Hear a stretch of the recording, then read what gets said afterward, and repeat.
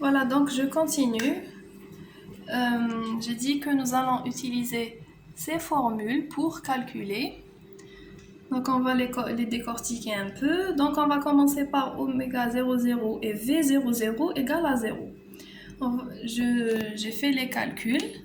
Donc c'est des calculs qui ne sont pas présents dans le cours et donc je vais les photographier et vous les envoyer. Vous avez les résultats directs dans le chapitre. Donc oméga 1,1, ça va être égal à oméga 0,0 plus sigma 1 bar, q point bar à 1,1. Donc oméga 0,0 c'est 0.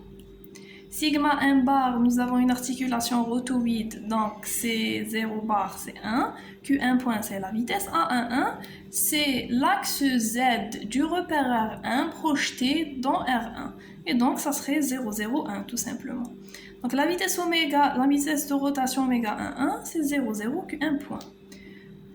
Oméga 2,2, c'est A21 oméga 1,1. Donc A21, ce n'est autre que la transpose de AN2 tirée de TN2 du modèle géométrique direct du chapitre 3. Donc on sait que l'inverse de la matrice de rotation A, c'est son transpose, et donc je pars vers Tn2, je tire AN2, je fais la transpose et je vais l'utiliser tout simplement. Toujours A22, c'est l'axe Z de R2 projeté dans R2, ce qui est 0,01. Je vais avoir la vitesse de rotation oméga 2,2. De même, oméga 3,3, j'utilise le modèle géométrique direct du chapitre 3 et je fais mes calculs et j'ai le oméga 3,3. Voilà, j'ai calculé oméga 0,0, oméga 1,1, oméga 2,2 et oméga 3,3. Maintenant, c'est les vitesses de translation. Les vitesses de translation, quant à eux, on a ici un produit vectoriel qu'on doit prendre en compte. Un produit vectoriel fois PJ. Pj-1, J. Donc par exemple, GV00 égale à 0, V11, ça serait AN0 tiré de T01. Et ici, j'ai P01. P01, c'est le vecteur, c'est la quatrième colonne de la matrice T01. Et on va faire le produit vectoriel et je vais avoir V11. Même chose, V22, c'est 0 ici. V33, elle a cette valeur. Une fois qu'on a calculé les vitesses de rotation et les vitesses de translation, on va pouvoir calculer les énergies. Donc la formule de l'énergie, deux notions qui ont été données dans l'exemple. Donc j'ai besoin du tenseur d'inertie et j'ai besoin du premier moment d'inertie qu'on va utiliser la formule. Attendez que j'arrive à ce fameux exemple.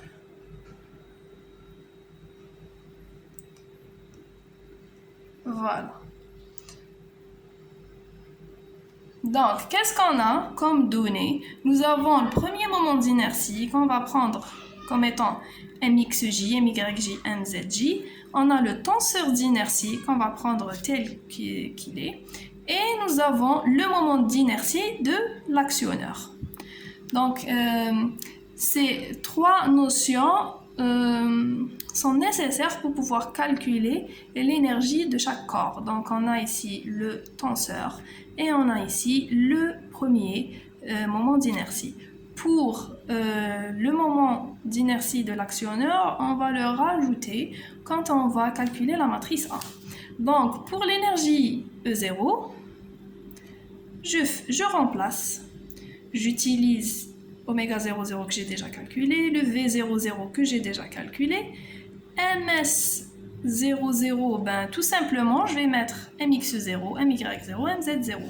J00, tout simplement, je vais mettre XX0, XY0, XZ0, etc. Et on va calculer E0 qu'on va trouver 0. Je vais par la suite calculer E1. Donc, après avoir calculé E1, tac, tac, je trouve que c'est 1 demi Q1 point carré ZZ1. Donc, vous pouvez refaire et trouver ça.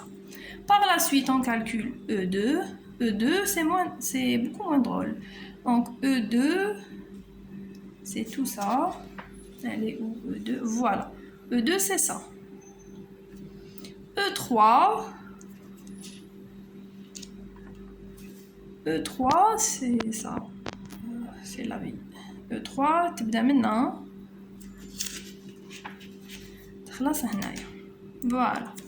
Donc, après avoir calculé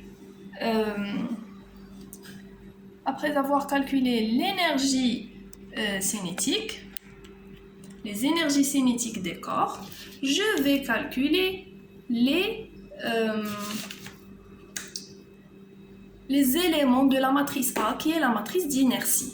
Donc la matrice A, c'est une matrice n fois n, puisqu'on a 3 degrés de liberté, donc ça sera une matrice 3 fois 3. Et ce qu'il y a à comprendre, c'est que les éléments A, I sont les coefficients de n demi QI point au carré. Ça veut dire que les éléments de A11 sont les coefficients de n demi Q1 point au carré, dont E0, E2 et E3. نروح E0 نديقاو شاو لاصق n demi Q1 point au carré. نروح E2 كيف كيف et E3 كيف كيف. Par contre, AIJ, où I est différent de J, c'est les coefficients de QI point QJ point. Ça veut dire que si je veux avoir AN2, نروح les coefficients تاع Q1 point, Q2 point. Par exemple, هكذايا Q2. Par exemple, هادية, ça serait A2, 3. La matrice A, c'est une matrice symétrique. Et donc, il suffit de faire le triangle. Ou les 3, ça serait les 3. Donc, en faisant ça, je n'aurai les énergies E0, E1, E2 et E3. نجبد منهم les coefficients les نسحقهم. Et j'ai les éléments de A. Et j'ai ma matrice A. Donc, ça sera tout simplement ça. Hadia, c'est les éléments de A.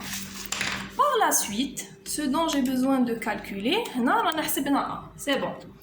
Ensuite, la deuxième chose qu'on va calculer, c'est la matrice C. Donc, la matrice C, elle a une formule. La matrice C, c'est la matrice de Coriolis et centrifuge.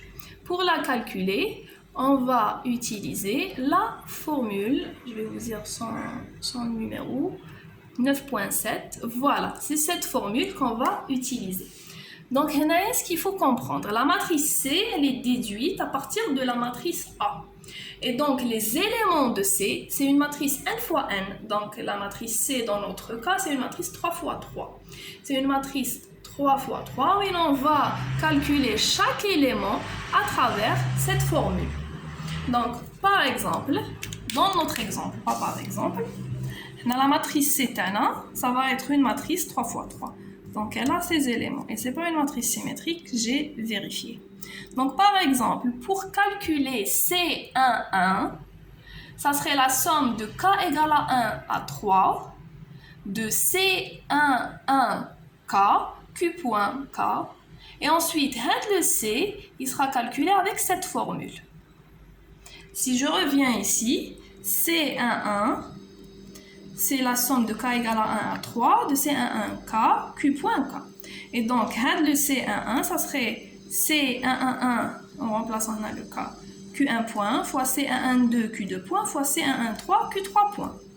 Le C11, il est calculé avec la formule. Avec la deuxième formule.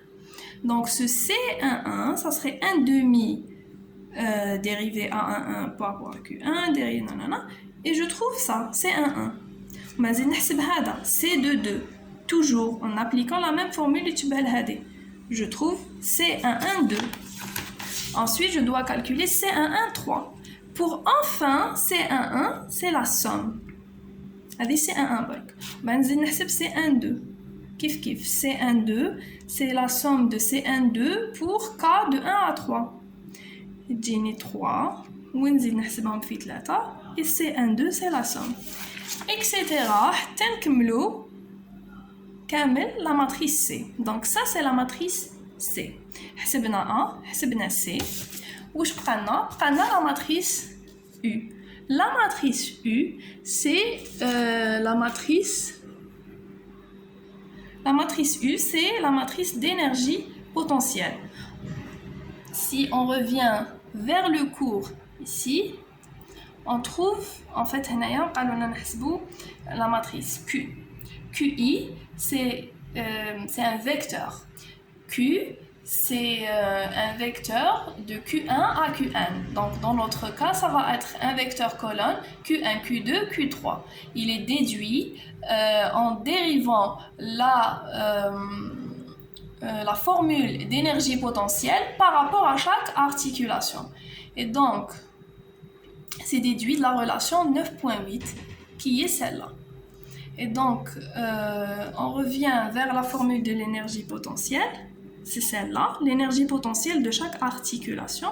C'est moins mj, g0 transpose, p0j, a0j, s0j ou sjj. SJJ, ça serait la concaténation des premiers moments d'inertie plus la masse du corps. Et donc, c'est ce qu'on utilise. Par exemple, pour calculer U1, dans l'exemple, on nous dit que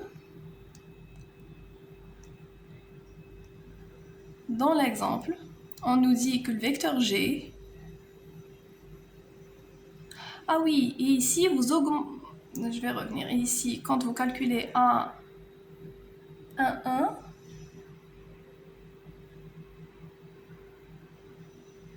il faut augmenter par... Donc ici, il y a une erreur. C'est A11, il faut l'augmenter par I11. Voilà, le vecteur G, 0, 0, G3. Je vais calculer U1, U2 et U3 et en les sommant, je vais trouver ce qui est ici. Donc le U1, c'est moins M1, G0T, P01, A01, S11. C'est ce qu'on a ici. Donc, on a cette formule ou bien cette deuxième formule. La deuxième formule, on remplace A01 ou Hadia par la matrice T. Vous allez la trouver, c'est 925B. C'est la formule que j'ai utilisée. Donc, en remplaçant, je calcule et je trouve U1. De la même manière, je calcule U2. Je trouve U2 et je calcule U3. Je ne sais plus où est la suite. Attendez. Si jamais je la trouve. Voilà. Et je calcule U3 que je trouve ici. U, c'est la somme des 3 U. Et le QI, c'est DU sur DQI. Oui, Q1, c'est DU sur DQ1. C'est pour 0. Q2, je ne sais plus où il est. Je ne sais plus où il est. Malheureusement. Et pourtant, je l'ai calculé.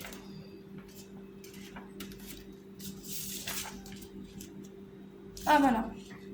Q2, il est là, et Q3, il est là. Voilà. Donc, on a répondu à l'exercice qui nous a demandé les matrices AC et Q. Ensuite, je me suis dit que je continue. Comment on continue pour avoir le Lagrangien? Le Lagrangien, soit je l'écris selon la formule HADIC 9.6, où il y a A QQ point fois Q2 point, plus C QQ point fois Q point plus Q2Q. Ou bien je calcule le Lagrangien qui est L moins U, ça serait la somme des énergies cinétiques moins la somme des énergies potentielles. Qui n'excède le Lagrangien, je calcule, j'utilise le formalisme de Lagrange, où une gamma 1, ça serait la dérivée partielle par rapport à Q1, ensuite par rapport au temps, moins la dérivée partielle par rapport à Q1 point, moins Q1, Q2, Q2 point, et Q3, Q3 point. Et Q3, Q3 points. Ce qui va représenter le modèle dynamique d'un robot porteur à 3 degrés de liberté rotoïde. Et donc ensuite, en ayant calculé, j'ai un peu calculé le Lagrangien, j'ai calculé le premier Lagrangien. Je vais vous envoyer une photo des calculs que j'ai fait.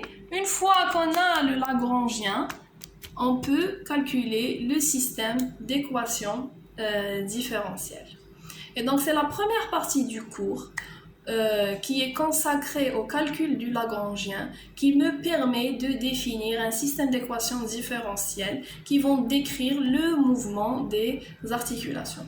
Donc c'est une formulation qui est assez longue à mettre en place, mais c'est une formulation qui est simple par rapport au formalisme de Newton-Lagrange, pour lequel je vais essayer de consacrer les vidéos suivantes. Donc j'espère que c'était clair. Si vous avez des questions, vous pouvez me les envoyer par email. Portez-vous bien et à la prochaine, Inch'Allah.